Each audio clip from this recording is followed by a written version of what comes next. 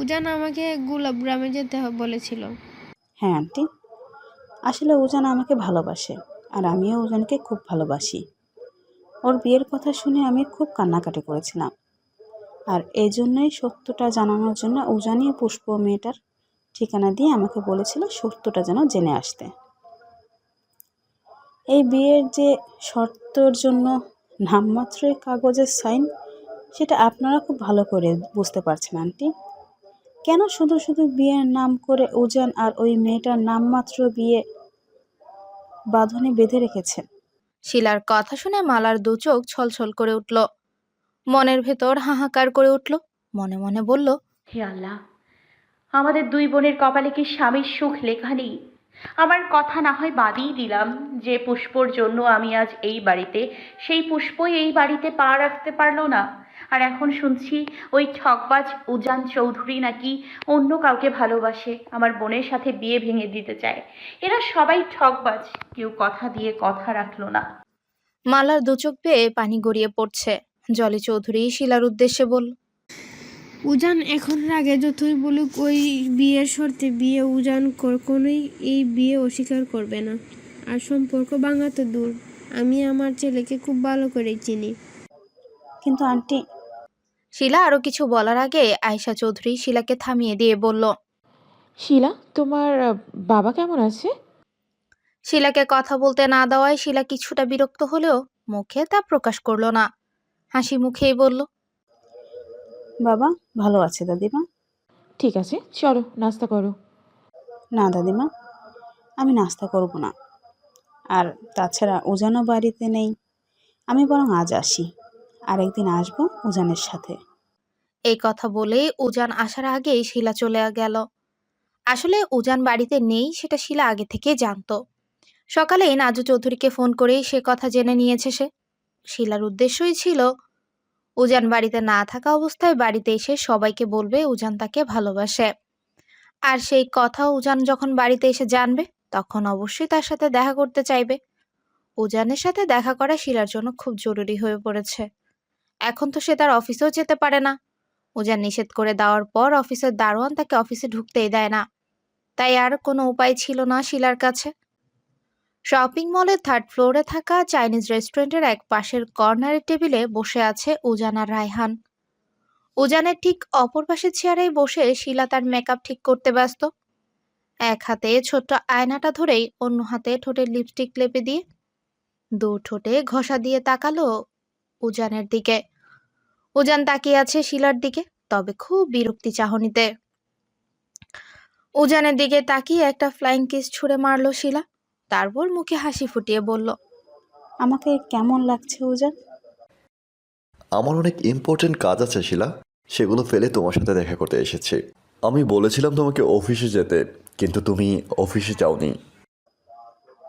Hello mister উজান চৌধুরী, আপনি আপনার অফিসের দারোয়ানকে নিষেধ করে দিয়েছিলেন যাতে আমি আপনার অফিসে না ঢুকতে পারি, আর আপনি এখন বলছেন আমি আপনার অফিসে যাব? ইম্পসিবল। আস্তে কথা বলো, এটা একটা পাবলিক প্লেস। আমি কোনো কথাই বলবো না উজান। বাইরের লোকের সামনে তোমার সাথে কথা বলতে আমার গিল্টি ফিল হয়। শিলা কথাটা রায়হানের দিকে তাকিয়ে বলল। উজান ঘাড় ঘুরিয়ে ইশারা করলো রায়হানের দিকে। রায়হান সঙ্গে সঙ্গে বসা থেকে উঠে বেরিয়ে গেল রেস্টুরেন্টের বাইরে। উজান শিলার দিকে তাকিয়ে বলল, এবার বলো, কেন গিয়েছিলে আমার বাড়িতে? আর কেনই বা এতগুলো মিথ্যা বানানোর কথা বলে এসেছো আমার মা আর দাদিমার সামনে? কোনো মিথ্যে বানোয়াট কথা বলিনি আমি, যা সত্যি তাই বলেছি। কোনটা সত্যি বলো আমাকে। তুমি আমাকে ভালোবাসো, সেটা সত্যি। তাচ্ছিলের হাসি হাসলো উজান। তারপর দাঁতে দাঁত চেপে বলল, ভালোভাবে বুঝিয়ে বললেও বুঝতে পারো না তুমি। আচ্ছা ঠিক আছে, মেনে নিলাম আমি তোমাকে ভালোবাসি, কিন্তু আমি এখন ম্যারিড, বউ আছে আমার। কোথায় আপনার বউ উজান চৌধুরী?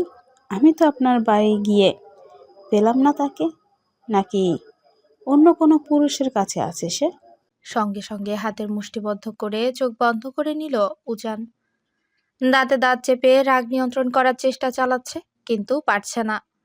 পরক্ষণেই সামনে থাকা সুপের বাড়িটায় ইচ্ছে করে হাত দিয়ে ধাক্কা মেরে ফেলে দিল শিলার উপরে। শিলা সঙ্গে সঙ্গে চিৎকার করে উঠল। স্যুপটা কিছুটা গরম ছিল, তাই গরম স্যুপের বাটি শিলার শরীরের উপর পড়ে যাওয়ায় শিলা সঙ্গে সঙ্গেই লাফিয়ে উঠল। উজান আশেপাশে নজর বুলিয়ে আস্তে করে বলল, নাটক কম করো, অসাবধানতায় পড়ে গেছে, তাই সিন ক্রিয়েট না করে ওয়াশরুম থেকে ক্লিন হয়ে এসো। শিলা দাঁতে দাঁত চেপে বলল, কিন্তু আমার তো মনে হচ্ছে তুমি ইচ্ছে করেই আমার উপরে স্যুপটা ফেলে দিয়েছো। উজান শিলার দিকে তাকিয়ে তাচ্ছিলের হাসি দিয়ে বলল, আমি না তোমাকে ভালোবাসি, আমি কি ইচ্ছে করে এটা করতে পারি? উজানের কথায় যেন শিলার সব রাগ নিমিষেই চলে গেল। সে আর কিচ্ছু না বলে ওয়াশরুমে চলে গেল। উজান ওয়েটারকে ডেকে বলল এগুলো পরিষ্কার করে দিতে। ঠিক তখনই রায়হান দৌড়ে উজানের কাছে এসে বলল। উজান ভ্রু কুঁচকে বলল, ম্যাম মানে? পুষ্প কোথায়? উজান সঙ্গে সঙ্গে রেস্টুরেন্ট থেকে বেরিয়ে যেতে যেতে রায়হানকে বলল। রায়হান, রেস্টুরেন্টের বিল মিটিয়ে দিয়ে এসো। উজান রেস্টুরেন্টের থেকে বেরিয়ে থার্ড ফ্লোরের কার্নিশে দাঁড়িয়ে নিচের দিকে তাকিয়ে দেখে পুষ্প সেকেন্ড ফ্লোরে দাঁড়িয়ে ফোনে কারোর সাথে কথা বলছে। সঙ্গে সঙ্গে চলন্ত সিঁড়ি বেয়ে নিচে নেমে গেল উজান। রায়হানও রেস্টুরেন্টের বিল মিটিয়ে দিয়ে উজানের পেছন পেছন নেমে গেল। নিবিড়ের নতুন হাতে নেওয়া কেসটার কিছু ইনফরমেশন জোগাড় করতে, এই কেসের এক সাক্ষীর সাথে কথা বলতে এখানে দাঁড়িয়ে আছে পুষ্প। সাক্ষী একজন মেয়ে, তাই নিবিড় পুষ্পকে একাই পাঠিয়েছে যাতে মেয়েটা ফ্রিলি ভাবে কি সবকিছু পুষ্পর সাথে শেয়ার করতে পারে। সেই মেয়েটার জন্য এখানে দাঁড়িয়ে অপেক্ষা করছে পুষ্প। ফোনেও কথা বলছে, আর অল্প কিছুক্ষণের মধ্যেই এসে পৌঁছে যাবে মেয়েটা। ফোনের কথা বলার সময় হঠাৎ করে পেছন থেকে হ্যাঁচকা টান পড়লো পুষ্পর হাতে। সাথে সাথে এসে এক প্রশস্ত বুকের সাথে ধাক্কা খেলো। হঠাৎ করে এমনটা হওয়ায় কোনো কিছু বোধগম্য হচ্ছে না পুষ্পর। চোখ তুলে তাকাতেই যেন আরো বিমূঢ় হয়ে পড়ল সে। এই মানুষটাকে সে এখানে কখনোই আশা করেনি। তার চোখের উপরে থাকা চোখটা যেন মুহূর্তে এক সমুদ্রের গভীরতায় হারিয়ে গেছে, যেখানে সে যেন কোনো কুল কিনারা খুঁজে না পাওয়ায় এক নাবিকের মতো পথভ্রষ্ট হচ্ছে। সেই পথভ্রষ্ট হওয়ার নাবিকটা মনে মনে বলল, কি আছে ওই চোখের গভীরতায়? ওই চোখে চোখ পড়তেই যে হারিয়ে ফেলেছি স্বয়ং নিজেকেই। সমুদ্র দেখেছি কতবার, নেমে তার গভীরতাও আন্দাজ করতে পেরেছি, কিন্তু এই চোখে কয়েক সেকেন্ডের উপর তাকিয়ে থাকতে পারছি না, আমি যেন নিজেকেই হারিয়ে ফেলছি। নিজের মনের মধ্যে নিজেই কথাগুলো আওড়ালো উজান। পর মুহূর্তে জোর ধাক্কায় সে চোখের উপর থেকে সরে গেল উজান। পুষ্প নিজের কাছ থেকে ধাক্কা মেরেই সরিয়ে দিল উজানকে। হুঁশে ফিরে এলো উজান। স্বাভাবিক হয়ে পুষ্পের কাছে গিয়ে বলল, তুমি এখানে? আর তুমি ঢাকায় কি করছো? উজান এমন একটা ভাব করলো যেন সে জানেই না পুষ্প ঢাকা এসেছে, আর এই সব কিছুর পেছনেই সে আছে। পুষ্প কিচ্ছু না বলে চলে যেতে চাইলে উজান আবারও তার হাত ধরে হ্যাঁচকা টানে নিজের দিকে ফিরিয়ে নিয়ে বলল, কি বলছি শুনতে পাচ্ছ না? আপনাকে কিছু বলার ইচ্ছে নেই আমার, হাতটা ছাড়ুন আমার। আগে বলো কেন ঢাকায় এসেছো? মনে পড়ছিল নাকি আমার কথা? আমাকে দেখতে এসেছো তাই না? প্রেমে পড়ে গেছো আমার? পুষ্প নিজের হাত উজানের হাত থেকে ছাড়ানোর চেষ্টা করে বলল, একটু বেশিই ভাবছেন। একবার স্বীকার করে নাও, দয়া করলে করতেও পারি। উজানের এই কথা শুনে পুষ্পের সারা শরীরে তড়িৎ গতিতে যেন রাগ সঞ্চালন হলো। রাগী চোখেই তাকালো উজানের দিকে। এভাবে তাকিও না, এবার তো আমি নিজে প্রেমে পড়ে যাচ্ছি তোমার। খেয়ালি না করে হাতটা ছাড়বে নাকি চিৎকার করবো আমি? চিৎকার করে কি বলবে? তোমার স্বামী তোমার হাত ধরেছে? হাসলো পুষ্প, কিন্তু সেই হাসিতে রাগ, ক্ষোভ, ঘৃণা সবটাই মিশ্রিত ছিল। কিন্তু সে খুবই নরম গলায় বলল, চৌধুরী বংশের ছেলে আপনি, এত বড় কোম্পানির মালিক, গ্রামে শহরে এমনকি বিদেশেও কত নাম ডাক আপনার। কিন্তু আফসোস, নিজের বউয়ের হাত ধরতে এমন একটা পাবলিক প্লেস ব্যবহার করতে হয় আপনার। তাও বউটা যদি আপনার সুন্দর হতো তাও চলতো। তাচ্ছিল্যের হাসি দিল পুষ্প। উজানও হেসে বলল, তাহলে কি বেডরুমে যেতে চাইছো তুমি? আমি তো এক পায়ে রাজি। এক পায়ে নয়, আপনি যদি 10 পায়েও রাজি থাকেন তাহলেও সেটা সম্ভব না উজান চৌধুরী। খুব মুড নিচ্ছ মনে হচ্ছে। বিশ্বাস করে নিয়েছো আমার কথা? সত্যি করে বলো তো, আমার মতো এমন একজন সুদর্শন পুরুষের পাশে তোমার মতো এক শ্যামবতী মেয়েকে সত্যি কি মানায়?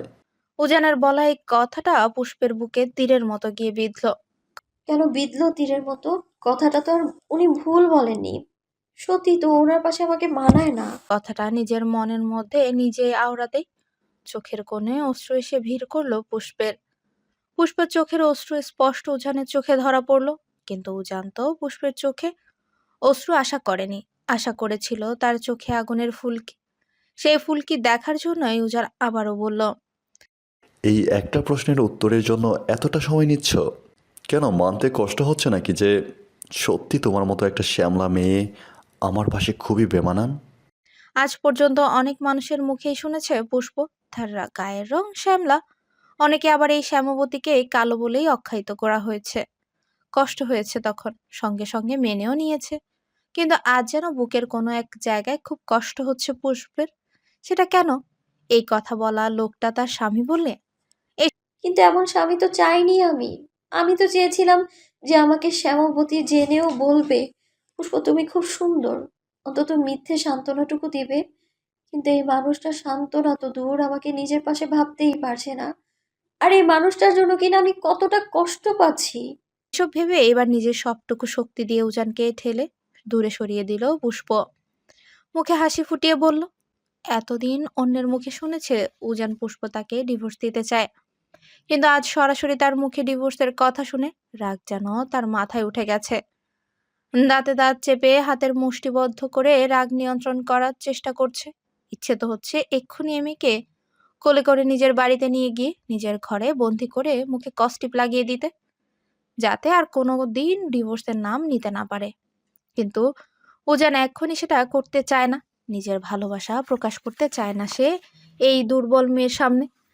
ওর আরো অনেকটা স্ট্রং হতে হওয়া এখনো বাকি। উজান পুষ্পের সামনে গিয়ে দাঁতে দাঁত চেপে বলল, চৌধুরী বাড়ির ছেলেরা কখনো ত্যাগ করে না, বরং আরেকটা বিয়ে করতে পারে। পুষ্প ভ্রুকুচকে তাকালো উজানের দিকে। রায়হানও অবাক হয়ে যাচ্ছে উজানের কথা বলার ধরন দেখে। আড়ালে থেকে কতটা ভালোবাসে এই মেয়েটাকে, কিন্তু এখন মেয়েটার সামনে মেয়েটাকে কষ্ট দিতে আর শুধু আঘাত দিয়েই কথা বলে যাচ্ছে। পুষ্প কিছু বলতে যাবে তার আগেই শিলা এসে হাজির হলো তাদের মাঝে। উজানের হাত টেনে পুষ্পের কাছ থেকে দূরে সরে নিয়ে গিয়ে বলল, উজান, তুমি এখানে? আর আমি উপরের ফ্লোরে তোমাকে খুঁজতে খুঁজতে হয়রান হয়ে গেছি। আর তুমি এই মেয়েটার এতটা কাছে দাঁড়িয়ে ছিলে কেন? কে এই মেয়ে? আমার বউ। পুষ্প তীক্ষ্ণ চোখে তাকালো উজানের দিকে। উজান পুষ্পের দিকে তাকিয়ে হাসলো। শিলা ভ্রুকুচকে তাকালো পুষ্পের দিকে। পর মুহূর্তে তার চোখে মুখে রাগ ফুটে উঠল। পুষ্পের সামনে এগিয়ে গিয়ে উপর থেকে নিচ পর্যন্ত ভালো করে দেখে এক চোখ কপালে তুলে বলল, ও, তাহলে তুমিই পুষ্প, উজান চৌধুরীর বউ। কিন্তু কোন দিক দিয়ে? আমার তো কোনো দিক দিয়ে তোমাকে উজান চৌধুরীর বউ মনে হচ্ছে না।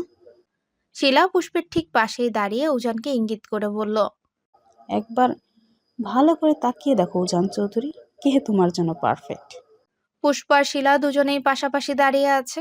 সাদা রঙের গাউন, ফুল হাতা স্লিপ, চুড়িদার সালোয়ার, পুরো ওড়নাটা বুকের উপর দিয়ে ছড়িয়ে রাখা, কোমর ছড়িয়ে যাওয়া চুলগুলো পুরোটাই খোলা, ডাগর ডাগর চোখে কাজল টানা, হালকা মেরুন লিপস্টিক, কোনো মেকআপের ছিটে ফুটোও নেই। তারপরও যেন পুরো মুখে মায়ার ছড়াছড়ি। অন্যদিক দিয়ে পিঙ্ক কালারের হাঁটু অবধি শর্ট ড্রেস পরে দাঁড়িয়ে আছে শিলা। শরীরের সাথে এমনভাবে ড্রেসটা ফিটিং করা যেখানে শরীরের অবয়ব খুব ভালো করেই বোঝা যাচ্ছে।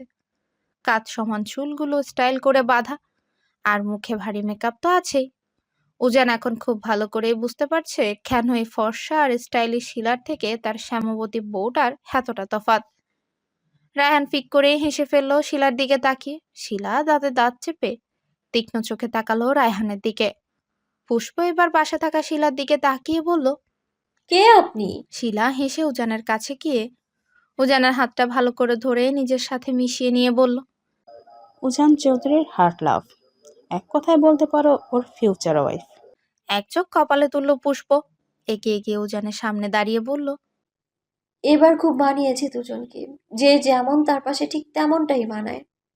এ কথা বলেই পুষ্প চলে যেতে চাইলে উজান তার হাত ধরে বলল, কোথায় যাচ্ছ তুমি? আমার প্রশ্নের উত্তর দিয়ে যাও, কেন এসেছো এখানে? উজান পুষ্পের হাত ধরে আছে তা দেখে শিলা দাঁতে দাঁত চেপে উজানের হাত থেকে পুষ্পর হাতটা ছাড়িয়ে দিয়ে বলল,